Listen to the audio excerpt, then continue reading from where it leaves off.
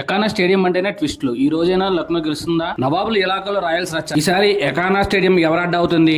ఈ రోజు మనకి మ్యాచ్ అనేది ఎల్ఎస్జీకి అదేవిధంగా ఆర్ఆర్ మధ్య జరుగుతుంది. ఇది వచ్చేసి మనకి భారత రత్న శ్రీ అటల్ బిహారీ వాజ్పేయి ఎకానా స్టేడియం లో జరుగుతుంది. ఇంకా మన టీమ్స్ విషయానికి వస్తే రాజస్థాన్ రాయల్స్ లో మంచి బ్యాటింగ్ లైనప్ అయితే ఉంది. వైభవ్ సూర్యవంశీ అదేవిధంగా ఎస్ఎస్వి జైస్వాల్, ధ్రువెల్ వీళ్ళందరూ కూడా మంచి బ్యాటింగ్ పర్ఫార్మెన్స్ తో ఉన్నారు. హెట్మేర్ గానీ రయాన్ పరాగ్ గానీ ఆశించిన విధంగా ఆడటం లేదు.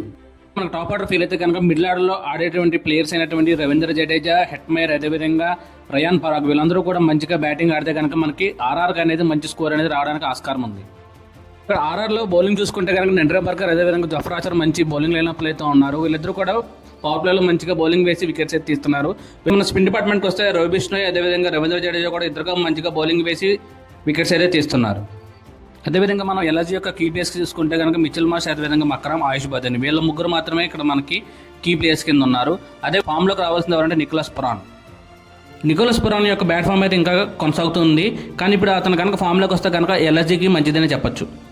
ఎల్ఎస్జీకి మనకు బౌలింగ్ డిపార్ట్మెంట్ చూసుకుంటే ప్రిన్స్ యాదవ్ అదేవిధంగా మహమ్మద్ షమి వీళ్ళిద్దరూ మాత్రమే చాలా బాగా వేస్తున్నారు.